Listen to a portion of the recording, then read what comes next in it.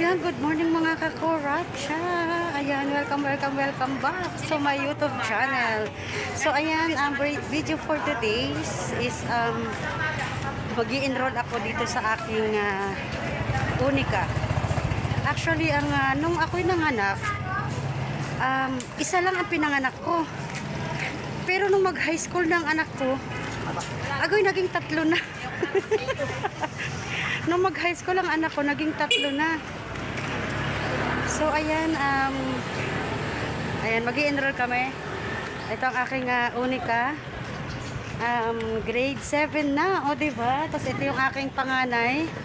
Ayan, si Marilyn, grade 12. At ito yung aming bagong agoy. Nonoy, halika nga dito, Nonoy. Ayan. Ito naman ang aking bagong anak, agoy. Grade 9. So, ayan, mag-i-enroll kami.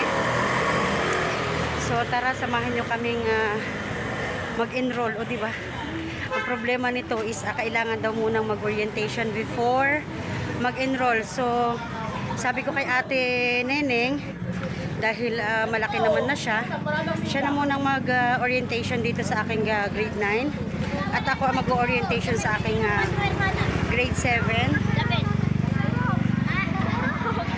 Ayan, so ayun, wait lang mga kakuratsa, magsiserox lang daw kami ng aming mga papers. O sige, balikan ko kayo maya maya. So ayan, natatawa ako kasi nag-uusap sila bago daw ay magkailangan daw magpakilo. Ilang kilo na si Aisa? 54. Yun daw aking Unica, baka daw 54 ang kilo. Kasi mas maliit itong grade 9 kaysa dun sa grade 7. O, diba? Ayan, o. Parang elementary lang yung isa. Actually, yung dalawa, ayan, si Ate Neneng at saka si Kuya Nunoy, isa magkapatid.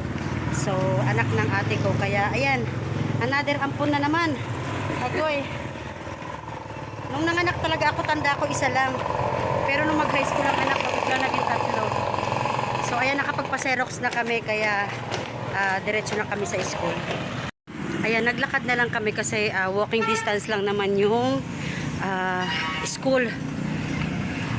Actually, medyo malayo-layo din, kaso galing kami sa tindahan, kaya medyo malapit-lapit na.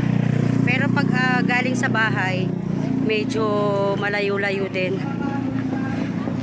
So ayan, nandun lang sa dulong yun ang school ng aking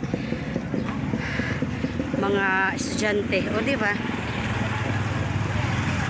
So ayun, ang patakaran ngayon is before ka mag-enroll, kailangan daw munang mag-atag. Alam niyo ba ang ibig sabihin ng atag? Yung maglilinis. Sabi nitong aking grade 9 tatlo daw ang ipaglilinis ko. Pag-isahin ko na lang daw kasi kung sa grade 7 isang oras ka maglilinis, tapos sa grade 9 isang oras, tapos sa grade 12 isang oras din. Sabi ng pamangkin ko, maglinis na lang daw ako ng 3 oras. Agoy, namatay na si Kuratching. O diba, niloloko ako nitong mga junakis ko. Hinihingal ako paglalakad. Wait lang, tatawid lang kami. So ayan, tatawid kami. Oh, let's go, let's go. Tawid. Tawid. Ayan, ang aking tatlong mga anakis.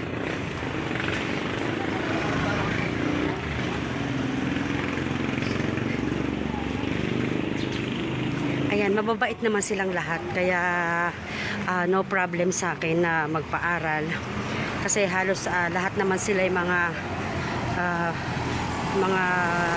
anong tawag dito, okay naman yung mga grades nila. Ito lang lalaki ang medyo bumaba kasi napabayaan doon mag-isa sa Bicol. So kaya ayan, kinuha ko na rin para sabi ko dito na lang sila magkasama ng ating niya para makapag-aral siya. Pero okay pa naman yung grades niya, medyo bumaba nga lang. Kaya sabi ko baka dito magiging okay din yung kanyang grades, baka maibalik niya yung with honors niya. Kasi actually halos naman sila ay may mga honors.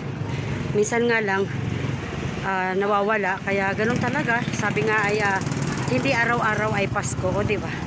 So ayan, malapit na kami sa school. So ayan, nandito na tayo sa kanilang school. So ayan, tara, tawid. Tawid, tawid, tawid, tawid. Ayan. Excited na itong aking mga estudyante. Mas excited daw sila pamimili ng gamit. Good morning po. Ayan, ito yung napakalawak nitong school na ito. Ayan. Saan ang room ng ano? Ayan. Tara magpa-clinic center muna magpilo para isa. Saan? Ay, ano na to? 7 dito.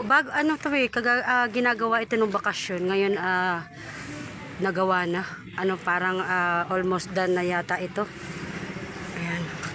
Tapos hanggang doon, sa dulo, yung, doon yung grade 10.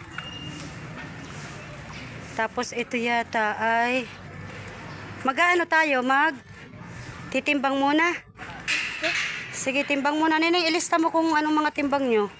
Pwede Rosan maglog, Neng. Yan, papatimbang muna itong aking tatlong estudyante.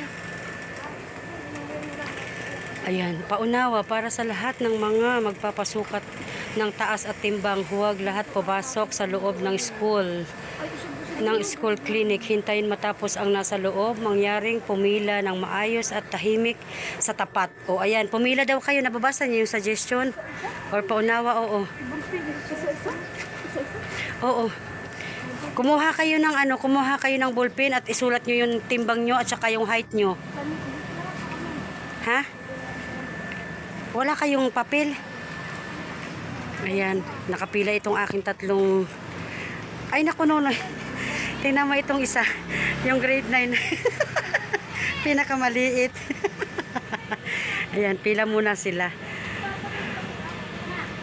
So, ayan, dahil magbibrigada pa ako dun sa grade 7 ko. Ayun, nagbibrigada na yung dalawa, yung grade 9 ko, yung atin na lang yung pinagbrigada ko. So, dyan muna kayo ha.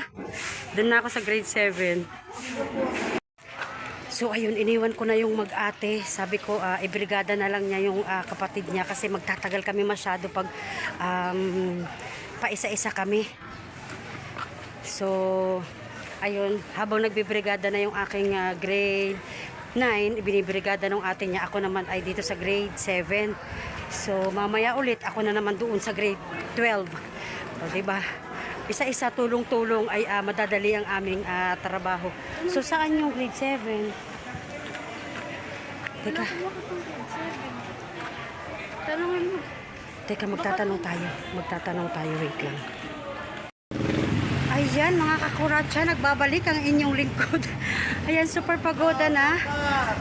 Done na kaming mag-enroll dito sa aking grade 7 tsaka sa grade 9. So, yung ate, naiwan na kasi malaki na naman na siya. Siya na lang daw magbibrigada para sa kanyang sarili. So, hindi na namin kayo dinala sa aming pagbibrigada.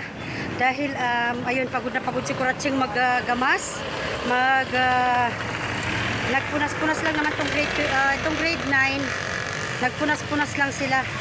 Pero yung aking grade 7 ay, pinaggamas kami dun sa likod ng school. Kaya hindi ko na kayo dinala sa aming paggagamas. So, ayan, pauwi na kami. Maraming salamat mga kakuratsa. Hanggang dito na lang muna ulit ang ating video. Sa lahat po ng aking mga subscriber, followers, viewers, maraming salamat po sa inyo sa walang sawang pagsuporta. So ayan, see you next my vlog mga kakuratsa. Lagi ko pong sinasabi, keep safe everyone and God bless us all and I love you all. Bye bye mga kakuratsa.